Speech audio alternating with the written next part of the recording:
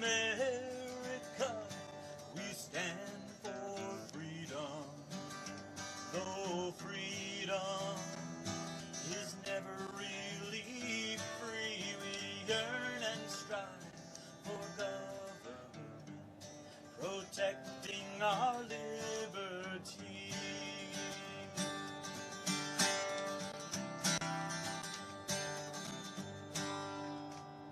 Hello, my name is Gwen Munier.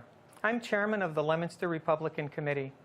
We would like to welcome you tonight to this special episode of As We See It. Our guest host today is former mayor of Fitchburg, Dan Mylott, and his guest is Fitchburg City Councilor and candidate for Massachusetts State Senate for the Worcester Middlesex District, Dean Tran. Now to you, Mr. Mayor. Thank you, Gwen. I am Dan Mylott. I am the former mayor of Fitchburg, and I welcome you all here today to have a little chat with my very good friend, Councilor Dean Tran from Fitchburg. Councilor Tran is running for the state senate, and we're very excited about that. And I'm going to ask him if he'll introduce himself. Thank you very much, Mayor, for having me here tonight with you, and look forward to having a very fruitful discussion with you. Well, I think we will. Can you tell everybody out there why you're running? What is your motivation for running for the Senate? So first of all, I want to thank Senator Jennifer Flanagan for her years of service to the district, especially her focus on mental health issues and her fight on opioid addiction. I promise to carry on those efforts once I become the next senator for the district. Mayor, people are tired of all the politicians up in Beacon Hill who are there just to serve themselves.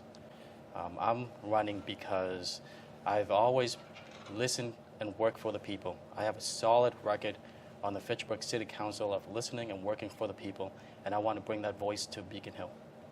Well, we certainly need a new voice at Beacon Hill. And knowing you and knowing how we work together, I know that what your whole focus has always been on is on the people of the city, and what their needs are and what's important to them. And you have always fought against the status quo, and I've always appreciated that part. Can you give us an idea of the issues that you feel that you're going to deal with when you become the next senator? Sure. Some of the issues include supporting our public schools, supporting our local fire and police departments, advocating for veteran and senior care, and just providing simple constituent services. I'm well known in the city on returning phone calls, emails, texts on all time of the day. So I plan on doing the same thing on the state level. Well, we both know how important constituent services are. We understand that the phone always rings at the most inopportune time, but that's part of the job. And you've always been good at that, and you've always handled your constituency very, very well. The things you want to talk about, we only have a half an hour. Do you have a list of 2 or 3 that we could start talking about and see where we go from there? I think one of the things that I would like to focus on, and because I have an extensive background on, is being able to bring some kind of tax relief and economic development and economic growth to the district.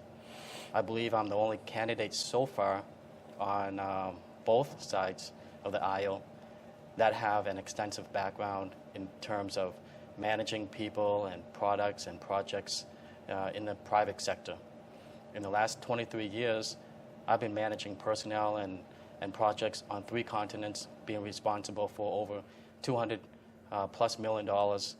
And I believe I have the experience to go on the state level, attract businesses and corporations, being able to sit at the table with them and convince them to come to the district.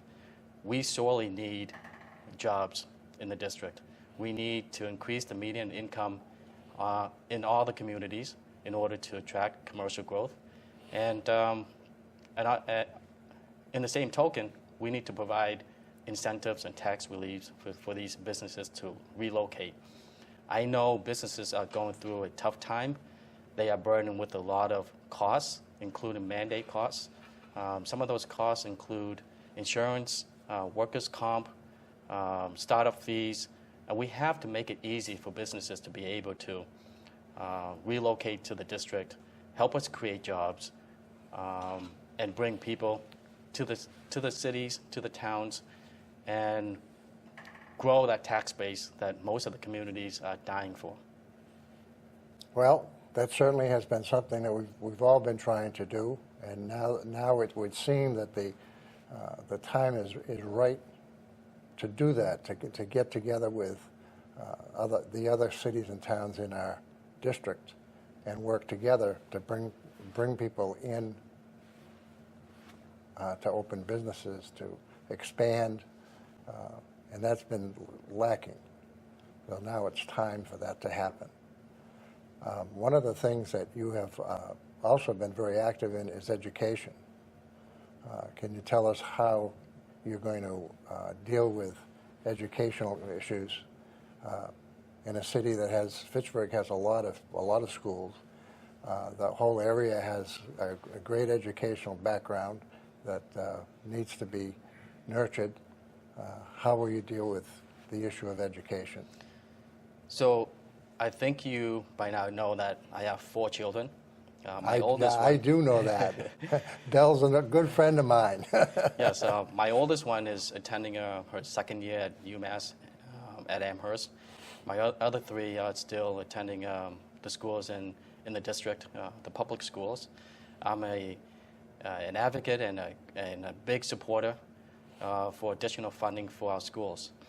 I think it's a big part in educating our children in order to have the kind of workforce we need in terms of competing with other countries.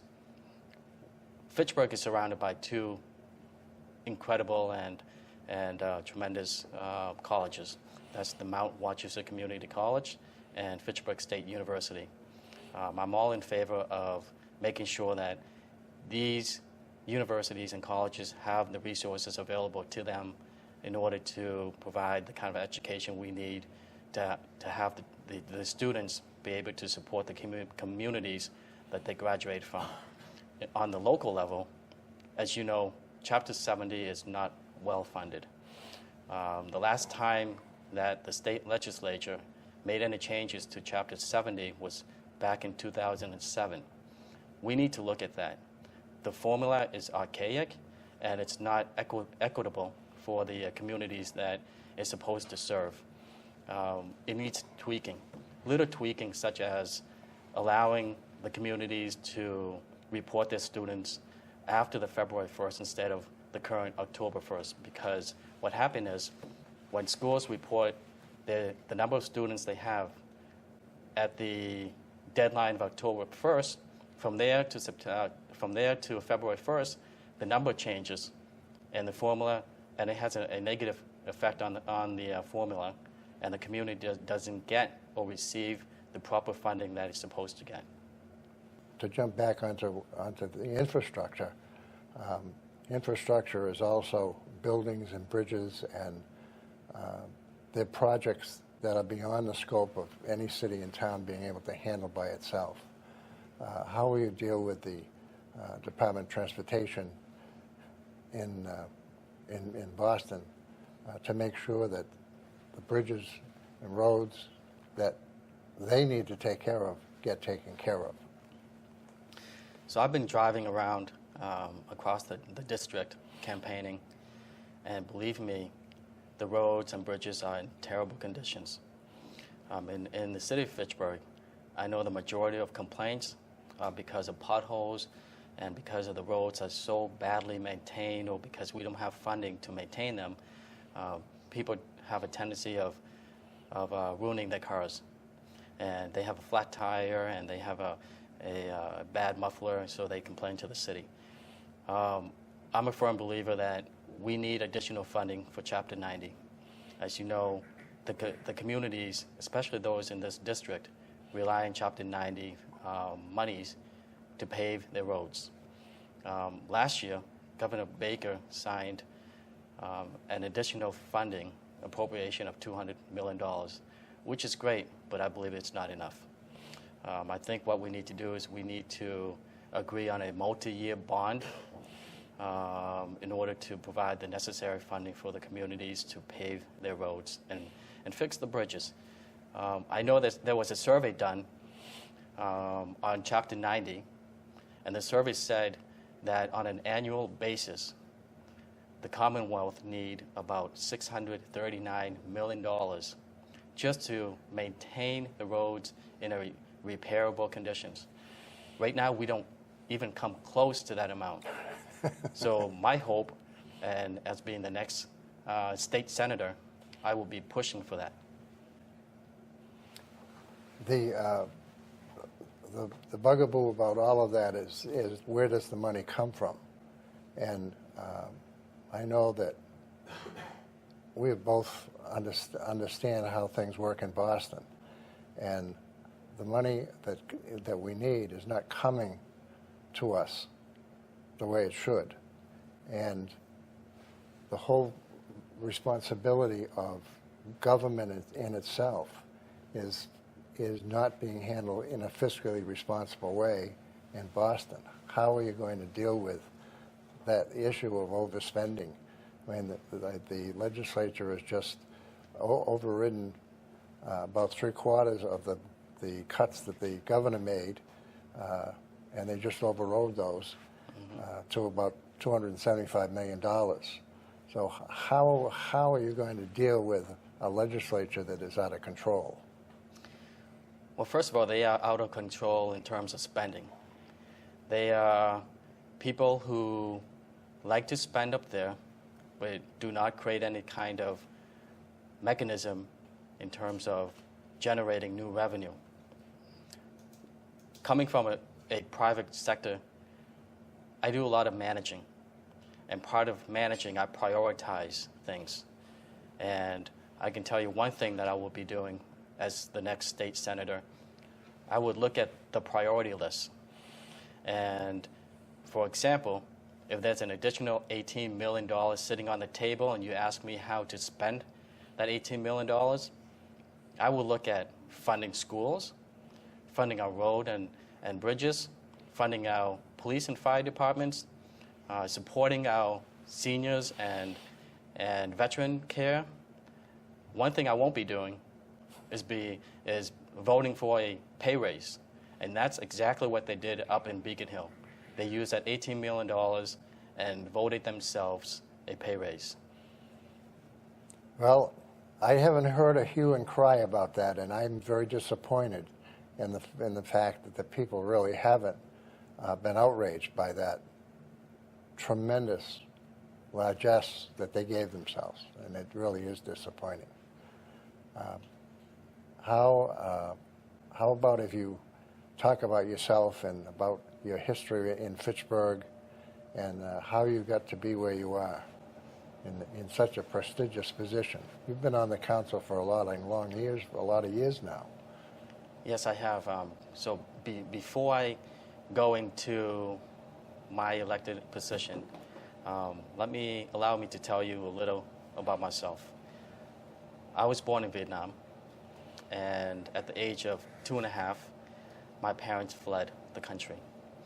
My father spent 25 years in the army fighting against communism, and because of his rank and what he did for the South Vietnamese army, we had to do something. They were business people back in the country, so they had to sell everything, saved every penny they had, and put all the kids onto a wooden boat, and we fled the country.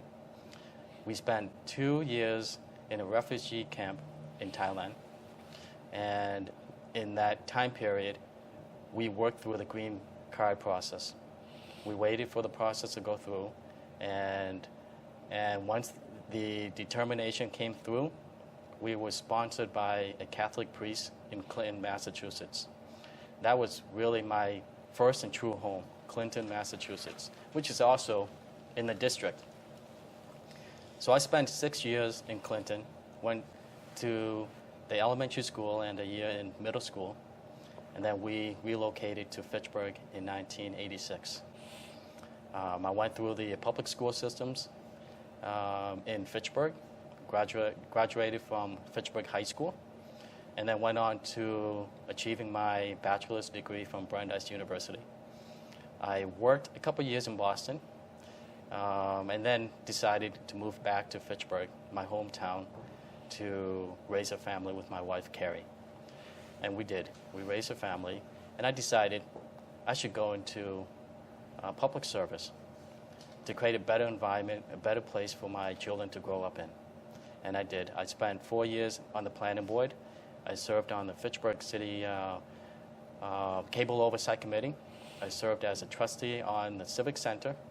And then in 2006, I was elected as a city council at large in the city of Fitchburg. Since then, I've been on the city council for 12 years. I love what I do, and that's because I serve the people. I'm also serving as a board of trustee member on the Mount Wachusett Community College board, as well as on the executive board for the Boy Scouts of America, as well as a corporator for the YMCA. So I'm quite a busy guy. But the most important thing in my life is spending time with my family. My wife, Carrie, is extremely supportive of everything that I do in my life, and I have a wonderful, wonderful 4 children. Isabel is my oldest one. As I mentioned, she's second year in college at UMass Amherst, and I have one in high school and 2 other ones at Crocker Elementary School. So I'm quite busy, as you know, Yes. and I look forward to being the next state senator. Well, we're looking forward to having you as the state senator. We think you're going to do a great job. I've known you for a number of years. You came on the council in my last 2 years as mayor, and you were a great councilor then, and you're a great councilor now. And I think you're going to be a great state senator. And we're going to look forward to seeing you in Boston. That means a lot, Mayor. And you know, my time on the city council, I don't just sit there as a city councilor. I've done many things. Yeah. With regards to writing legislations, with regard to supporting public safety, supporting our schools, and just simply serving the people as a city councilor. And I look forward to serving the people again on the state level as the next state senator for the Worcester-Middlesex district. That's great. Can you tell us when we can vote for you? Sure. The primary election will be on November 7th, and the special election will be on December 5th. You can get in touch with me through my website at deantran.com, or you can call me at 978-855-9622.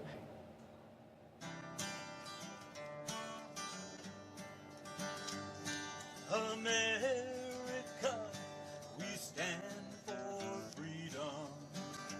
Though freedom